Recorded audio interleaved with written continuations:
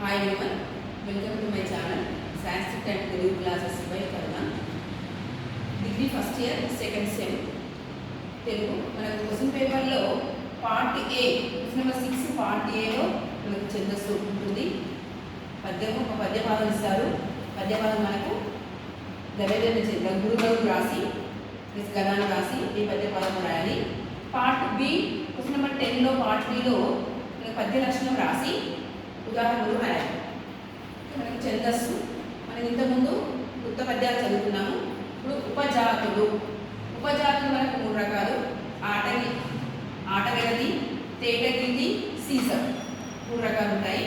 మనకు ఆటగలది లక్షణాలు చదువుకున్నాం. ఈ లక్షణాలు చదువుకునే ముందు మనకు ఛందస్సూత్రం రాదు, కంపల్సరీ ఛందస్సూత్రం పక్కన రాసుకోవాలి. యమాదారాజ భానస లగం, యమాదారాజ భానస లగం. ఓకే, మనకు ఆటగలది లక్షణాలు చూడండి. ఫస్ట్ వన్, ఇది ఉపజాతి పద్యము. సెకండ్ వన్, ప్రతి పద్యంలో 4 పాదాలు ఉంటాయి. థర్డ్ వన్, 1-3 పాదాలలో 3 సూర్యగణాలు, 2 ఇంద్రగణాలు ఉంటాయి. ఫోర్త్ వన్, 2-4 పాదాలలో వరుసగా 5 సూర్యగణాలు ఉంటాయి.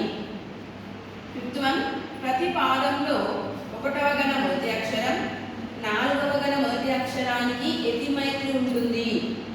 సిక్స్త్ వన్, ప్రాస నియమం ఉండదు. మనకు వృత్త పద్యాల్లో ప్రాస నియమం ఉంటుంది, కానీ ఇక ఈ ఉపజాతి పద్యాల్లో ప్రాస నియమం ఉండదు.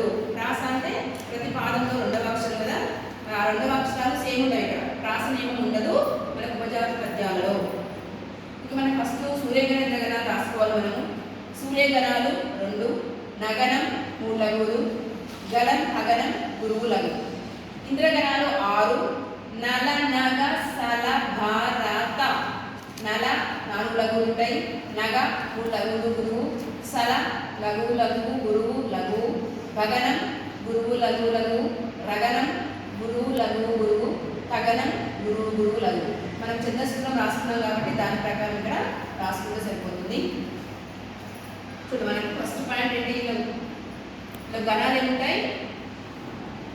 1-3 పాదాలలో 3 సూర్యగణాలు వరుసగా ఉంటాయి, 2 ఇంద్రగణాలు ఉంటాయి. 2-4 పాదాల్లో 5 సూర్యగణాలు ఉంటాయి. మనకు 4 పాదాలు కదా మొత్తం పద్యంలో. ఆ 4 పాదాలలో 1-3లోనేమో 3 సూర్య, 2 ఇంద్ర. 2-4 పాదాలలో 5 సూర్యగణాలు ఉంటాయి.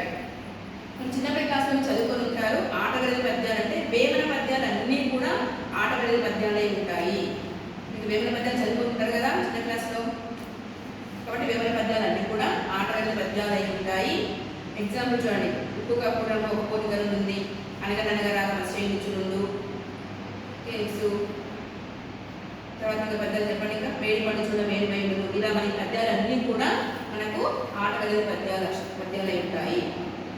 ఎగ్జాంపుల్ చూద్దాం మనం. ఉదాహరణ, విశ్వమయతలేని వినియును నూరకయుండి.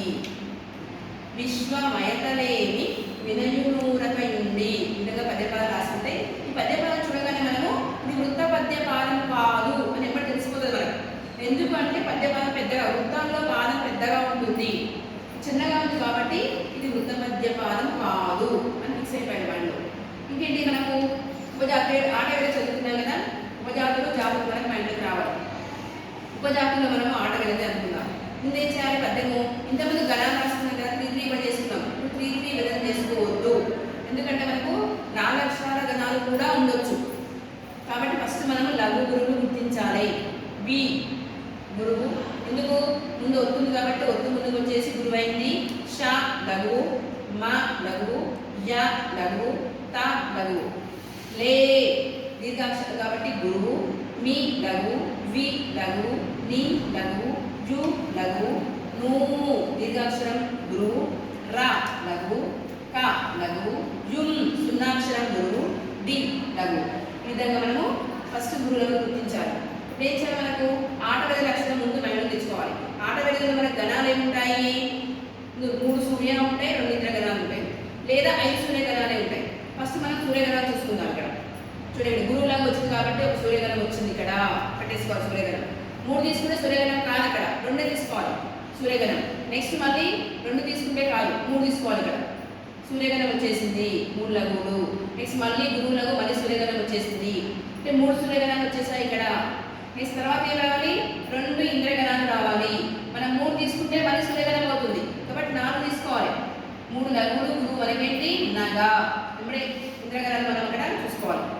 తర్వాత మళ్ళీ లఘు లఘు గురువు తీసుకుంటే ఇది కాదు ఇంకా. కాబట్టి మళ్ళీ ఏం తీసుకోవాలి? మళ్ళీ ఇంద్రగణం రావాలంటే 4 తీసుకోవాలి. లఘు లఘు గురువు లఘు సల అయింది. ఈ విధంగా 3 సూర్యగణాలు 2 ఇంద్రగణాలు వచ్చాయి కాబట్టి ఇది ఆటవెలది పద్యము. ఆటవెలదిలో మరి ఎన్నో పాదం ఇది? 1 లేదా 3వ పాదం కావచ్చు. 1వ పాదం అన్న కావచ్చు లేదా 3వ పాదం అన్న కావచ్చు. ఈ విధంగా మనము 3 సూర్యగణాలు 2 ఇంద్రగణాలు. ఏం గణాలు వచ్చాయి? హ న హ నగ సల. మనం ఎన్నిసార్లు చూసుకోవాలి? ఎత్తి మనకి ఏముంది ఇక్కడ?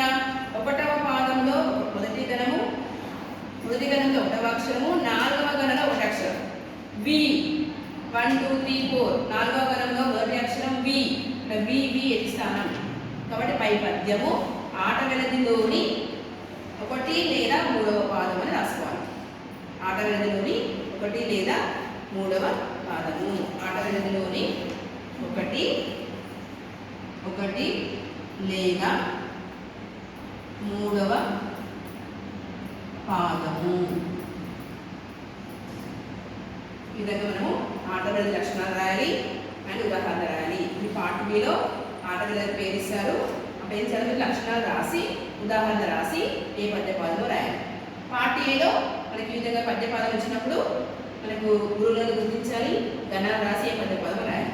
మనకు 100% దాదాపు 90% మాత్రం మనకు పార్ట్ ఏ క్వశ్చన్ నెంబర్ 6లో వృత్త పద్యాలు ఇస్తారు. 80% వృత్త పద్యాలు ఇస్తారు. మేబీ ఇస్తాక రాయండి.